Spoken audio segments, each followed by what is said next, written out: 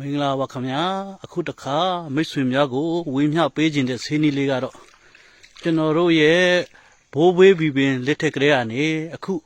မိဘများလက်ထက်ထိတိုင်းသုံးဆွဲလာခဲ့ကြတဲ့မိသားစုကိုတွေ့ဆေးနီးလေးဖြစ်ပါတယ်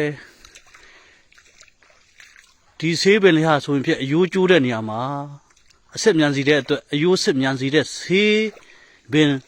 အားလုံးထဲမှာဒီဆေးပင်လေးကိုကျွန်တော်တို့အယိုးစစ်မြန်စီတဲ့အယိုးစစ်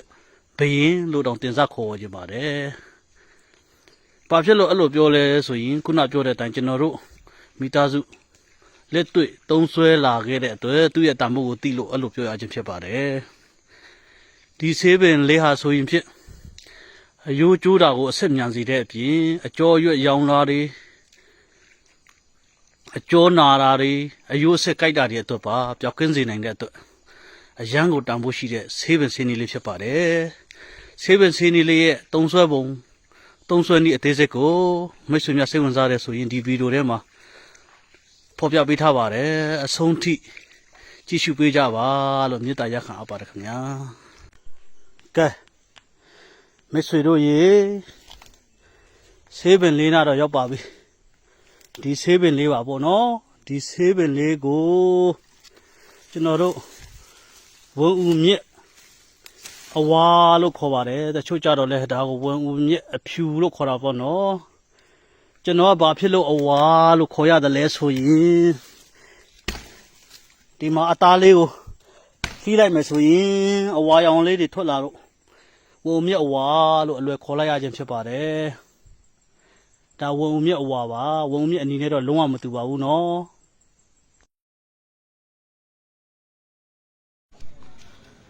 ပထမဆုံးအနေဖြင့်ဆန်ဆေးရည်ခံထားရပါမယ်ဆန်ဆေးရည်ယူထားရပါမယ်နံပါတ်2အဆင့်အနေဖြင့်ဒီဝန်ဦးမြစ်အဝါတွေကိုအရှိတထာလောက်ခန့်ရှိတဲ့အနေထားကိုဖြတ်ရပါမယ်ထိုင်ဖြတ်ထားပြီးတဲ့ဆေးမြစ်တွေကိုရေနဲ့တန်းဆက်အောင်ဆေးရပါမယ်။ကဲရေဆေးပြီးပြီဆိုတာနဲ့ဒါအပြင်တလက်မရဲ့၄ပုံတပုံဒုတဲ့ပမာဏလောက်စီရှိတဲ့ပမာဏတွေကိုခွဲပြမယ်။ခွဲလိုက်မယ်။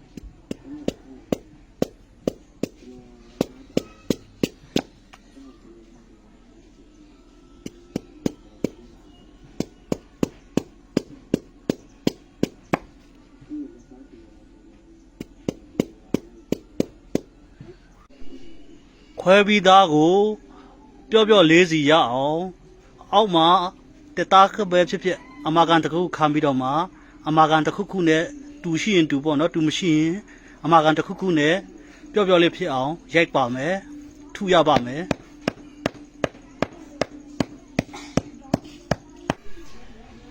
ဒီလိုပျော့နေအောင်ပျော့နေတဲ့ပမာဏရှိအောင်ထုပြီးပြီဆိုရင်ဒီဥစ္စာကိုတန်းသုံးလို့မရသေးပါဘူးအယုတ်ကျိုးတဲ့နေရာပေါ်မှာတန်းကတ်လို့မရသေးပါဘူးဘာဖြစ်လို့မရလဲဆိုတော့ဒီဝန်ဦးမြစ်ကဒီအတိုင်းအယုတ်ကျိုးတဲ့နေရာပေါ်ကိုတန်းကတ်ရင်သူကရားရံစေပါတယ်အားကြောင့်မို့လို့ဒီဝန်ဦးမြစ်ဖတ်တွေကိုရေဆေးရပါမယ်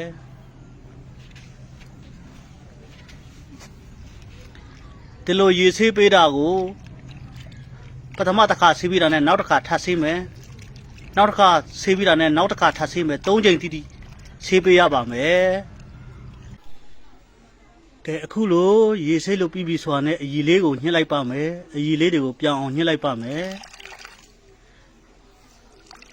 အရည်ပြောင်းသွားပြီဆိုတာနဲ့ပထမကနဦးစားတုန်းက